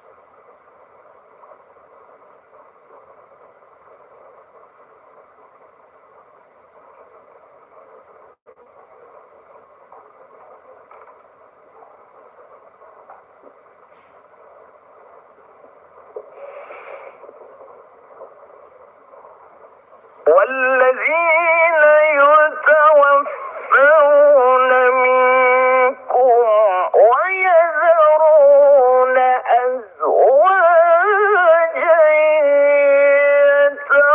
يتربصن بأنفسهن أربعة أشهر وعشرا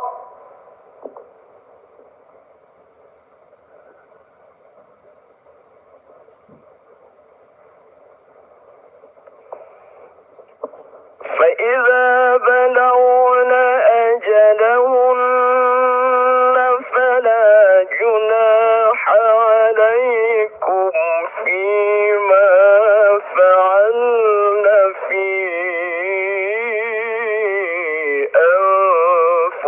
أنفسهن بالمعروف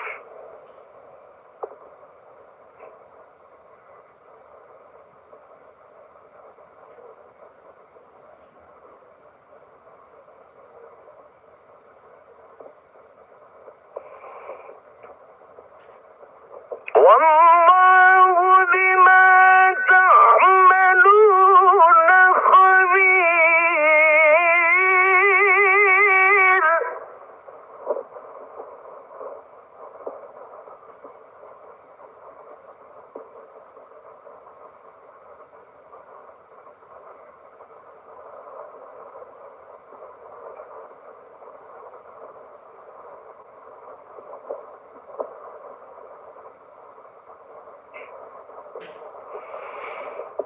ولا جناح عليكم فيما عرضتم به من خطبة النساء أو أكننتم في أنفسكم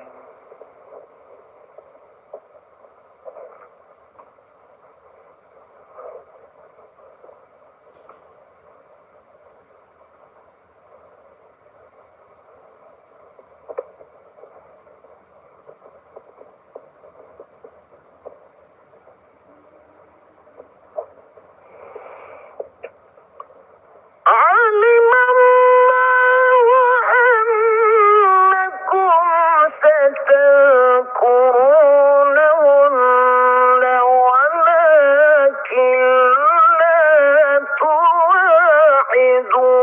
تواعدوهن سرا إلا أن تقولوا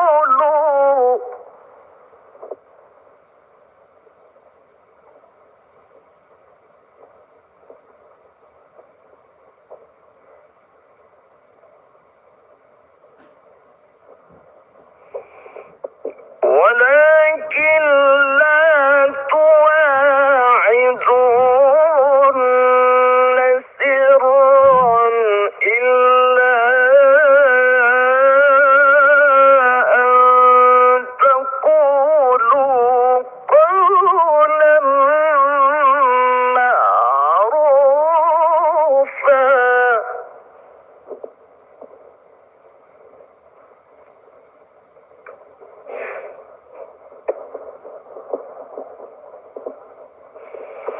ولا تعزموا عقدة النكاح حتى يبلغ الكتاب أجله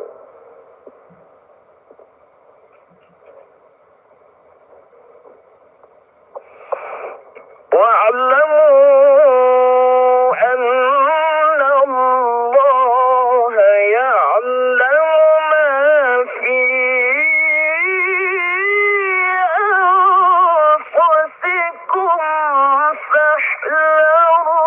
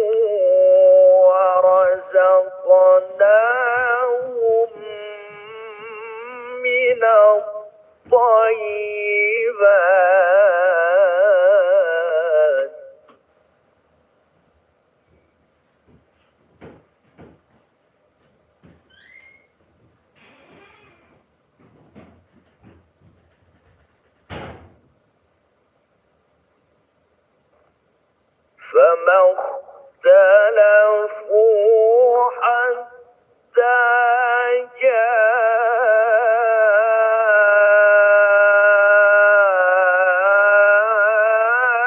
جاءهم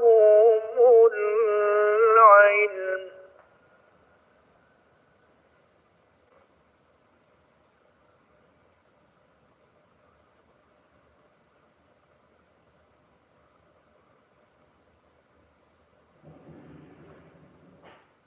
إن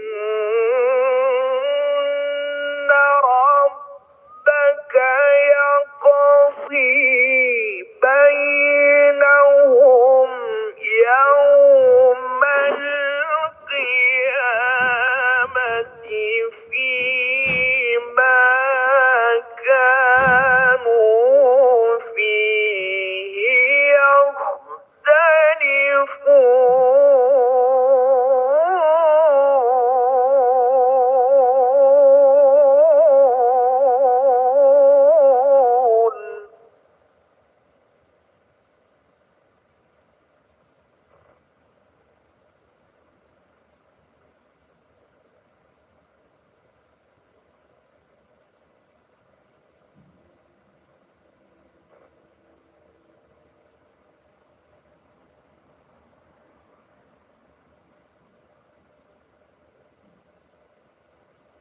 فإن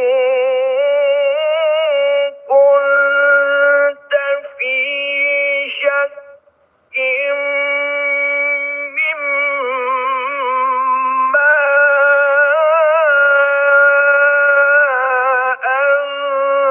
أنزلنا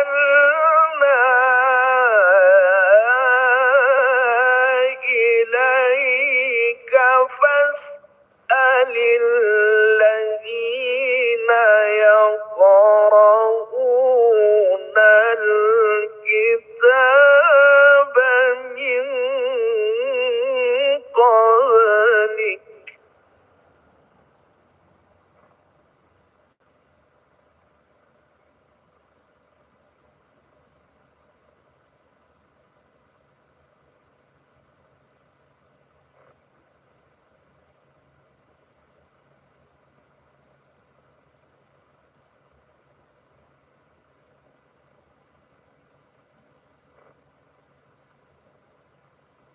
لقد جاءك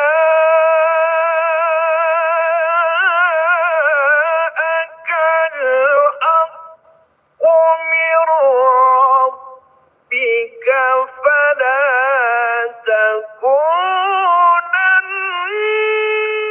من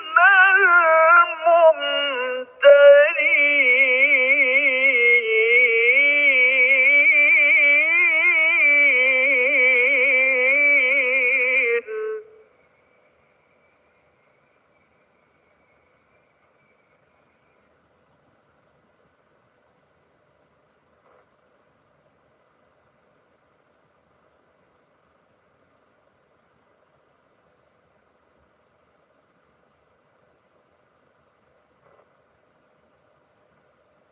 ولا تكونن من الذين كذبوا بآيات الله فتكون من الخاسرين.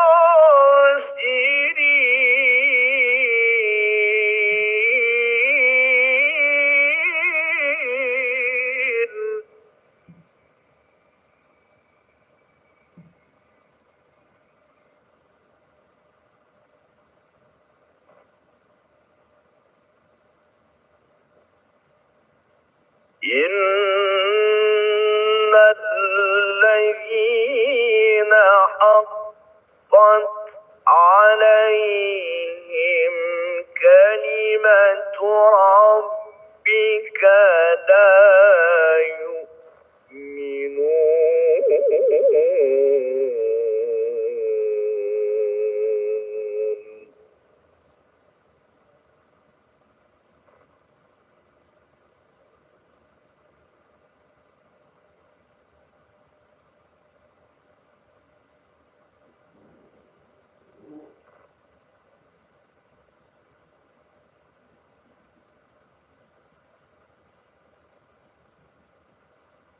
ولو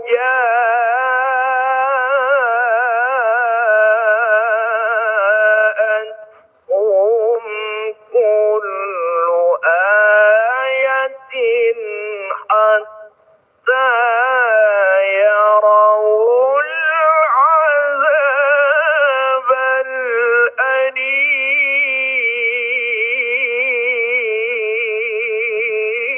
الأليم.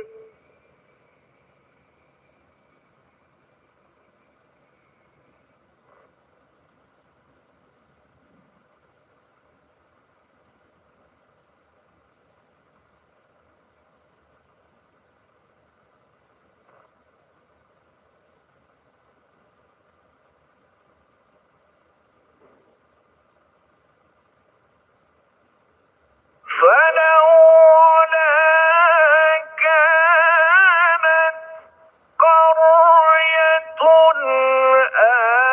آمنت فنفعها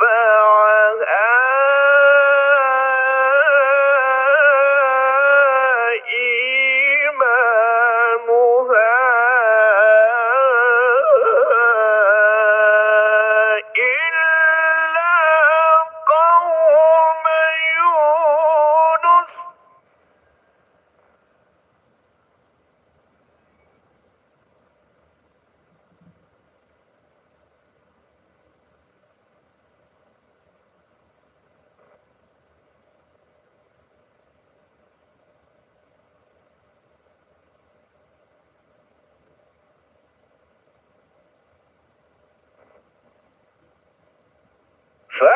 فلولا كانت قرية آمنت فنفعها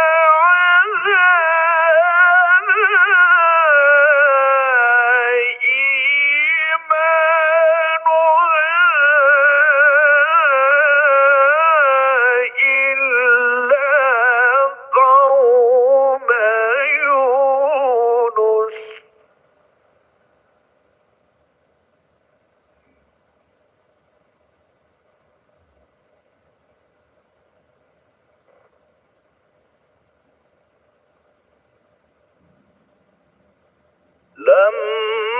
لما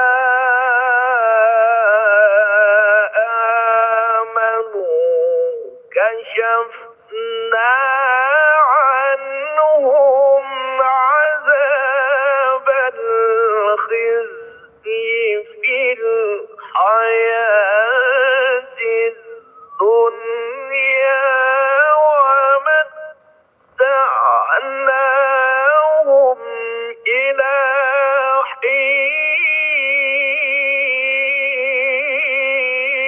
حين.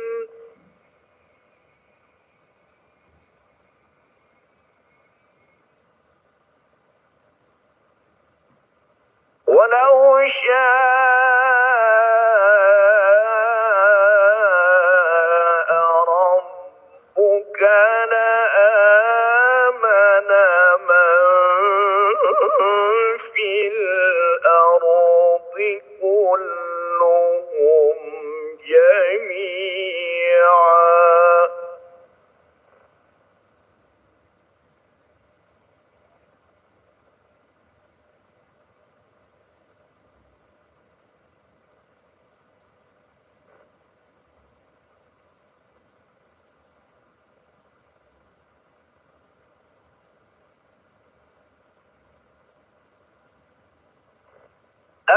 أفأنت تكره الناس حتى يكونوا